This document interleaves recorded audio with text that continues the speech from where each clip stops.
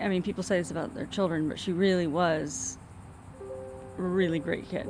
She wore tutus to school every day, even as she was 16 years old. Tutus in every color. And, glitter. At school, she was known as Glitter Girl. We really wanted her to think for herself and, follow her own tune, and she did. And she was a very proud Army daughter. She Yes. was very proud of being a military dependent. Yeah, definitely. Yeah. I did multiple combat tours to the Middle East, and the biggest worry I had after Kayla was born right as the war on terror began. Yeah. And my biggest fear was that something would happen to me overseas and she would be left without a father. I never would have guessed that, here I was in Iraq flying combat assault missions, getting mortared every day, and my daughter was actually in more risk than I was at the time.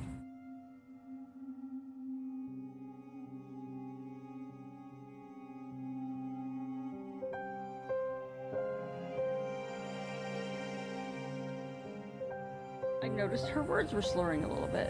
By that December, she could barely hold her head up.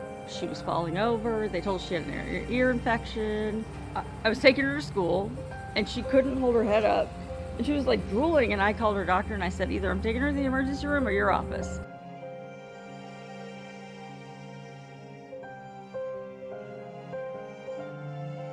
She was 15 when she was diagnosed, and she passed away at 17 years and 3 days. From a very young age, she cared about the environment. And so she didn't want to drink water from a water bottle. And so she always had her own water bottle and filled it. After she passed away, we started looking into it and saw the link of the PFAS and how Patrick was the third most contaminated military installation in the country. Started looking at the links between, PFAS, cancer, and particularly with kids, DIPG, it affects 150 to 300 kids annually in the U.S.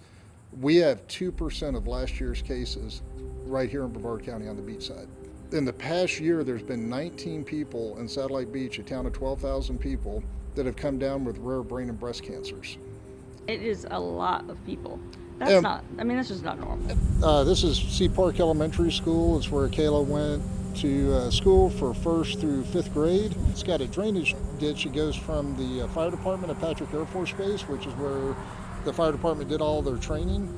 And it drains down, runs right through here, and goes on to Satellite High. We're sitting on top of a huge plume right here. The kids loved it. We used to ride our bikes, and you'd see the fire department out there doing, spraying and practicing. They would foam down the runways for practice and then come back and take a fire truck and hose it up with water.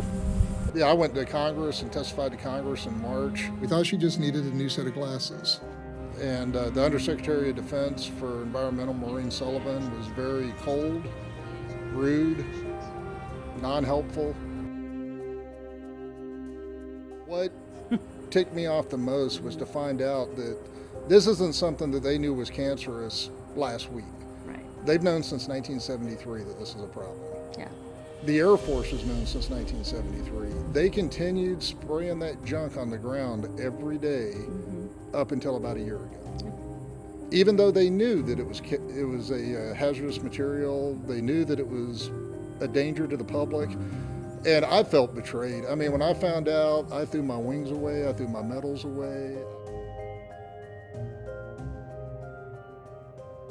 Well, one of the things I pointed out is to do this project for Satellite Beach and Cocoa Beach is approximately $25 million.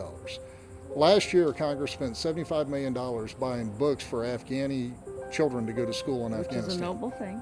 It's 21% the cost of one F-35 fighter jet. Yeah. $25 million to the federal government is absolutely nothing. We're told from day one when you join the military, when you go into another country, when you go into a community, you're an ambassador of the United States government.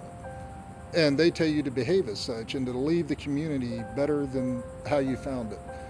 Well, what Patrick Air Force has been is that base has been somebody that moved into the house next door to you. They ripped the plumbing out, they tore the drywall out, they blew the house up, they shot your dog, and then they killed your kid.